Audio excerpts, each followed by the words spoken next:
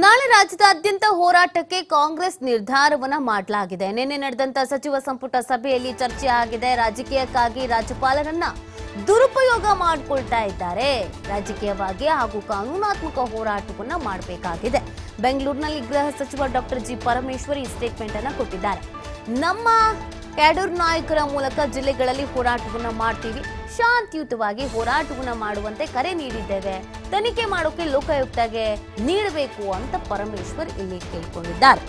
ಗೃಹ ಸಚಿವ ಪರಮೇಶ್ವರ್ ಈ ವಿಚಾರಕ್ಕೆ ಸಂಬಂಧಪಟ್ಟಂತೆ ಪ್ರತಿಕ್ರಿಯೆಯನ್ನ ಕೊಟ್ಟಿದ್ದಾರೆ. ನಾಳೆ ಎಲ್ಲೆಲ್ಲಿ ಯಾವ್ಯಾವ ರೀತಿ ಹೋರಾಟ ನಡೆಯುತ್ತೆ, ಪ್ಲಾನ್ ಏನಿದೆ ಅನ್ನೋದ್ರ ಬಗ್ಗೆ ಮಾತನಾಡಿದ್ದಾರೆ.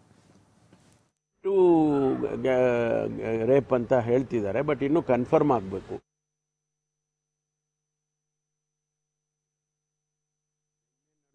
ಸಚಿವ ಸಂಪುಟದಲ್ಲಿ ಮತ್ತು ಇನ್ಫಾರ್ಮಲ್ ಮೀಟಿಂಗ್ಸು ನಮ್ಮ ಮುಖಂಡರುಗಳು ಮುಖ್ಯಮಂತ್ರಿಗಳ ಜೊತೆಯಲ್ಲಿ ಅಧ್ಯಕ್ಷರ ಜೊತೆಯಲ್ಲಿ ಮಾತನಾಡುವಾಗ ಇದು ಈ ಇಡೀ ಪ್ರಕರಣ ರಾಜಕೀಯದ ತಿರುವು ಪಡ್ಕೊಳ್ತಾ ಇದೆ. ರಾಜಕೀಯ ಕಾರಣಕ್ಕೋಸ್ಕರ ಅವರು ಇದನ್ನೆಲ್ಲ ಮಾಡ್ತಾ ಇದ್ದಾರೆ.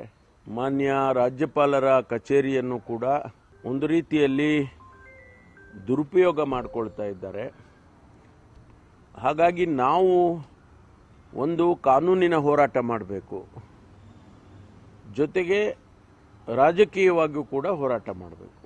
Political as well as legal, ಈ ಎರಡನ್ನೂ ಕೂಡ ನಾವು ಚರ್ಚೆ ಮಾಡಿದ್ದೇವೆ. ಹಾಗಾಗಿ ನಮ್ಮ ಕ್ಯಾಡರ್ ಏನಿದೆ, ಪಕ್ಷದ ಕಾರ್ಯಕರ್ತರು, ಮುಖಂಡರುಗಳು ಜಿಲ್ಲೆಯಲ್ಲಿ, ತಾಲೂಕಿನಲ್ಲಿ ಅವರುಗಳು ಸಹ ಈಗ ಹೋರಾಟಕ್ಕೆ ಇಳಿತಕ್ಕಂಥ ಅನಿವಾರ್ಯತೆ ಬಂದಿದೆ. ಯಾಕೆಂದರೆ ರಾಜಕೀಯವಾಗಿ ನಾವು ಅವರಿಗೆ ಉತ್ತರ ಕೊಡಬೇಕು ಅನ್ನೋದಾದರೆ ಸ್ವಾಭಾವಿಕವಾಗಿ ರಾಜಕೀಯವಾಗಿ ಹೋರಾಟ ಮಾಡಬೇಕು.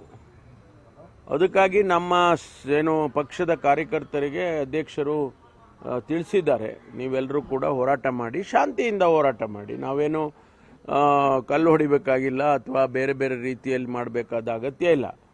ಪ್ರತಿಭಟನೆಗಳು ಮಾಡ್ತಕ್ಕಂಥದ್ದು ಅದು ನಮ್ಮ ಹಕ್ಕಿದೆ ಅಂತೇಳಿ ಅದನ್ನು ಮಾಡ್ತಾರೆ. ಬಹುಶಃ ನಾಳೆಯಿಂದ ಅದಕ್ಕೆ ಎಲ್ಲ ಕರೆ ಕೊಟ್ಟಿದ್ದಾರೆ. ನಾಳೆಯಿಂದ ಇಡೀ ರಾಜ್ಯದಲ್ಲಿ ಮಾಡ್ತಾರೆ. ಈ ಸಂದರ್ಭದಲ್ಲಿ ಅವ್ರಿಗಿರೋ ಆಪ್ಷನ್ಸ್ ಒಂದೇ, ಲೋಕಾಯುಕ್ತಕ್ಕೆ ಕೊಡಬೇಕಾಗ್ತದೆ. ಬೇರೆ ಆಪ್ಷನ್ಸ್ ಇಲ್ಲ. ಯಾಕೆಂದರೆ ಅವರು ಲೋಕಾಯುಕ್ತಕ್ಕೆ ಕಂಪ್ಲೇಂಟ್ ಕೊಟ್ಟಿದ್ದಾರೆ. 18/6 ಲೋಕಾಯುಕ್ತಕ್ಕೆ ಅವರು ಕಂಪ್ಲೇಂಟ್ ಕೊಟ್ಟಿರೋದು.